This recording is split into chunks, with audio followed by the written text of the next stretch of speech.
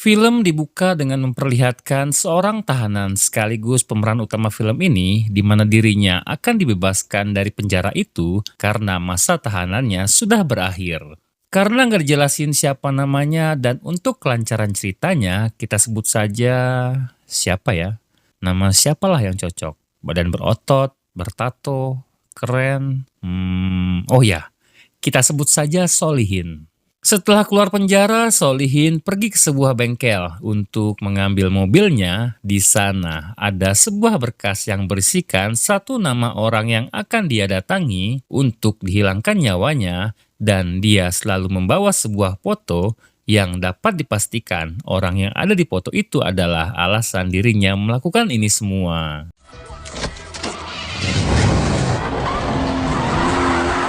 Hingga saat dia tiba di sebuah kantor, Solihin dengan santainya dan tanpa memperdulikan keadaan sekitar, dia masuk ke kantor itu, lalu menembak orang itu tepat di bengetna, lalu pergi dari sana. Sementara itu di lain sisi kita juga diperkenalkan dengan seorang polisi nakal dan karena nggak disebut juga siapa namanya, kita sebut saja Yono. Yono sendiri adalah seorang pecandu narkocok di mana dirinya ikut menangani kasus penembakan yang dilakukan oleh Solihin sebelumnya.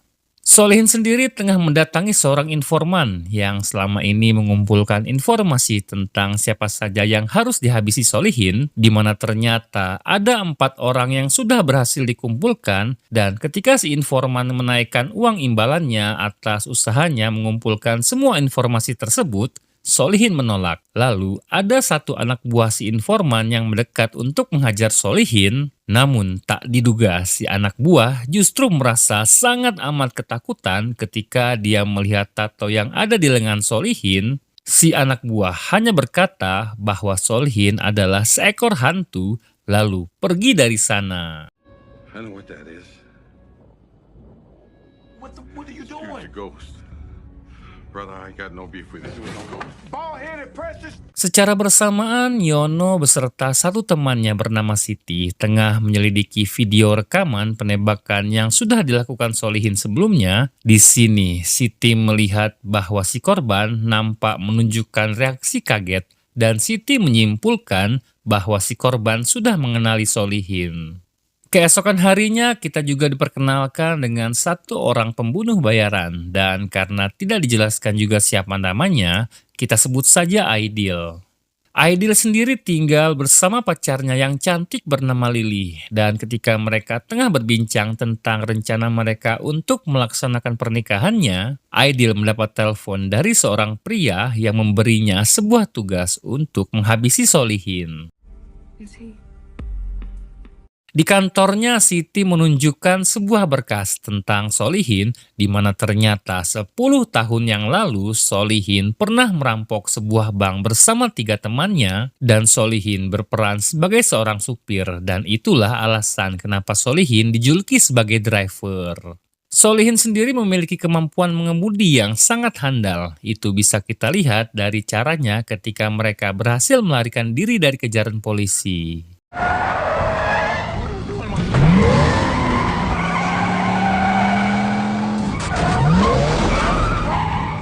Slow down. I don't see anyone else. I think we're fucking running around. Son of a...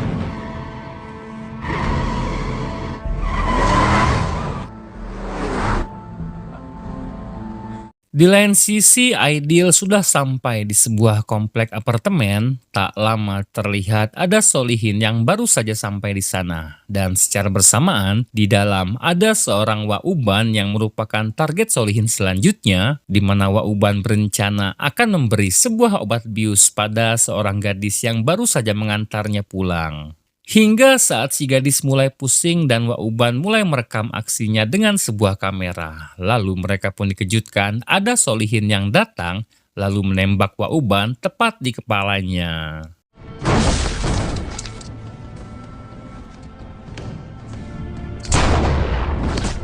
Please don't hurt me. I'm not gonna hurt you. Setelah itu Solihin pun pergi dan ketika keluar dari sana, Aidil datang. Mereka sempat terlibat baku tembak. Hingga saat Aidil mengisi ulang pelurunya, Solihin pergi tanpa pamit terlebih dahulu. Singkat cerita, tempat itu pun sudah dipenuhi oleh polisi, di mana Siti menemukan setumpuk kaset film dewasa yang direkam oleh Wauban serta korban-korbannya, dan di antara kaset tersebut ada satu kaset rekaman saat Solihin dan kawan-kawannya setelah merampok bank. Faktanya, setelah mereka merampok bank, ada kelompok lain yang mendatangi mereka, di mana mereka secara brutal menghabisi kedua temannya Solihin dan meminta Solihin untuk mengatakan di mana mereka menyimpan uang hasil rampokannya. Di momen ini kelompok Solihin tersisa hanya berdua saja, yakni Solihin bersama kakaknya bernama Gary, di mana Solihin diancam mereka akan menghabisi kakaknya apabila tidak memberitahu di mana mereka menyimpan uang hasil rampokannya.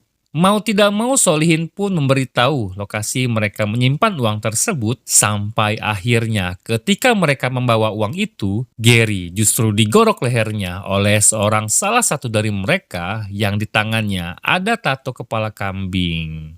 Di sini kita pun diperlihatkan bahwa kelompok yang mendatangi mereka adalah orang-orang yang kini diburu oleh Solihin, di mana si jenggot pirang ini adalah orang yang ditembak oleh Solihin saat di kantor tadi, dan si Wauban orang yang merekam semua aksi mereka tersebut.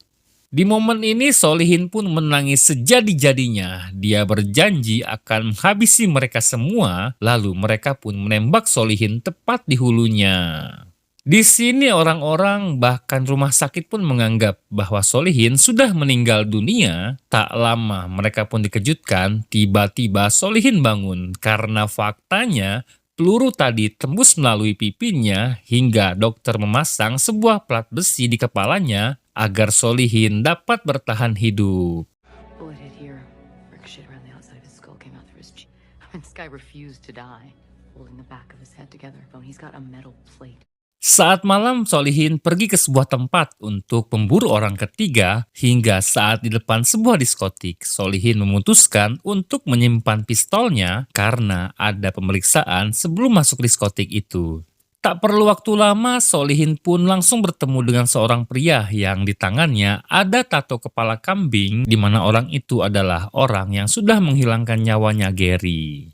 Saat di dalam, Solihin langsung mengikuti Santoso yang baru saja masuk ke dalam toilet, hingga saat mereka berhadapan, Santoso sedikit terkejut karena yang dia tahu Solihin sudah meninggal dunia. Selanjutnya mereka pun bersiap untuk bertarung di sana.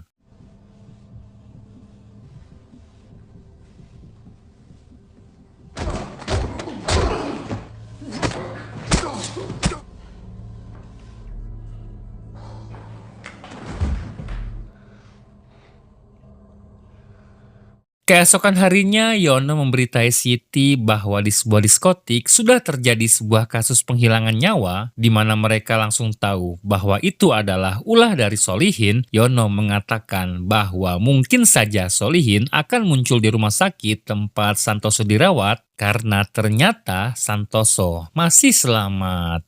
Di perjalanan, Solihin mendengar sebuah radio yang mengumumkan tentang tragedi yang baru saja dilakukan olehnya, hingga saat penyiar mengatakan bahwa si korban berhasil selamat dan kini tengah dirawat di rumah sakit. Solihin yang mendengarnya pun langsung putar balik untuk kemudian pergi ke rumah sakit tempat di mana Santoso dirawat. Secara bersamaan ternyata Yono berada di rumah sakit itu lebih dulu. Sampai akhirnya Solihin berhasil menemukan kamar Santoso. Solihin tanpa assalamualaikum, dia masuk lalu menembak Santoso yang tengah kritis.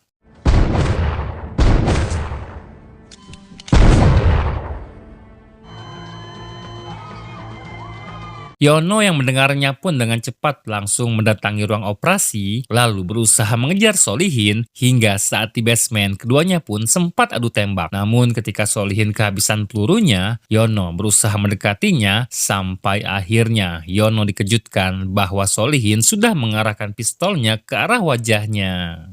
Di sini Yono langsung menjatuhkan pistolnya, bersujud di hadapan Solihin dan menutup matanya. Yono pasrah bahwa dirinya akan tewas ditembak oleh Solihin, hingga saat Yono membuka matanya, Solihin sudah menghilang dari hadapannya.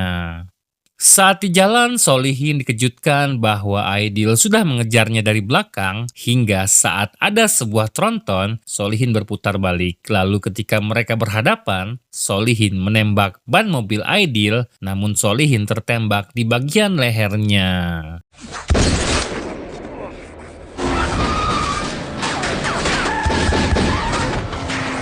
Setelah itu, Aidil mendapat telepon dari atasannya, di mana ternyata orang yang menyewa jasanya sudah membatalkan misinya karena Aidil sudah kehabisan waktu. Solihin sendiri pergi ke sebuah rumah dan saat di dalam, dia mengacungkan pistolnya ke hadapan seorang ibu dan bertanya tentang seorang pria yang kini sudah meninggal dunia. Faktanya, dia adalah ibu kandungnya Solihin, di mana Solihin curiga bahwa sang ayah adalah orang yang sudah menjebak mereka dengan mengirim sekelompok orang untuk merampas uang hasil rampokan mereka karena sebelumnya si ayah pernah meminta uang tersebut. Meskipun demikian, si ibu pun menegaskan bahwa si ayah tidak akan setega itu terhadap kedua anaknya karena setelah Gary meninggal dunia, si ayah justru mengalami depresi. Selesai dijahit lukanya, Solihin langsung mengambil abu milik Gary lalu pergi dari sana. Keesokan harinya, Solihin tengah berada di perjalanan untuk memburu orang keempat sekaligus orang terakhir yang harus dia habisi, yang kini sudah menjadi seorang pendeta dan kebetulan orang itu tengah mengisi sebuah acara keagamaan. Sepanjang perjalanan, Solihin nampak menikmati mendengar orang itu tengah berceramah di radio dan secara bersamaan Aidil dan Yono sudah mulai bergerak untuk mengejar Solihin. Sesampainya di sana, Solihin langsung bertemu dengan Suryadi dan mengajaknya berjalan di pinggir pantai. Di sini Suryadi meminta maaf karena setelah dirinya ikut terlibat atas kasusnya Gary, Suryadi sempat dipenjara karena kasus narkocok dan bahkan kasus pembunuhan. Solihin yang mendengarnya pun nampak tidak peduli. Solihin menarik pistolnya lalu menembak Suryadi. Di luar dugaan, ternyata Solihin dengan sengaja membuat tembakannya meleset, lalu Solihin memintanya untuk pergi dari sana. Selesai dengan itu, Solihin duduk di dalam tenda. Tak lama, ada Aidil yang langsung menodongkan pistolnya, lalu mengintimidasi Solihin dengan berkata bahwa masih ada satu orang lagi yang belum dihabisi oleh Solihin, karena faktanya semua pelaku beranggotakan 5 orang, bukanlah 4 orang. Aidil juga menambahkan bahwa orang kelima itu adalah orang yang sudah menyewa jasanya untuk menghabisi Solihin, sekaligus orang yang sudah menembak Solihin saat mati suri. Tak lama kemudian datanglah Yono dan meminta Aidil untuk menurunkan pistolnya, hingga saat Aidil menurunkan pistolnya, lalu yang terjadi...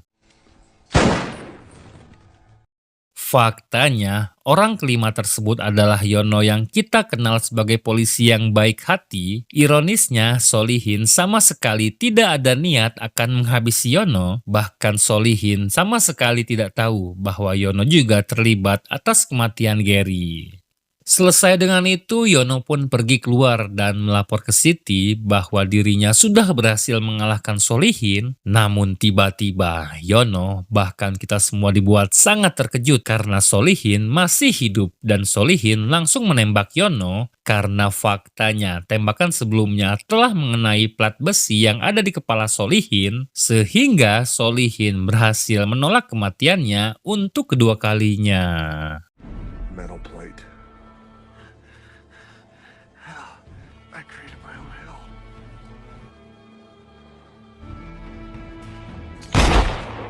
And I'm the demon who crawled up out of it.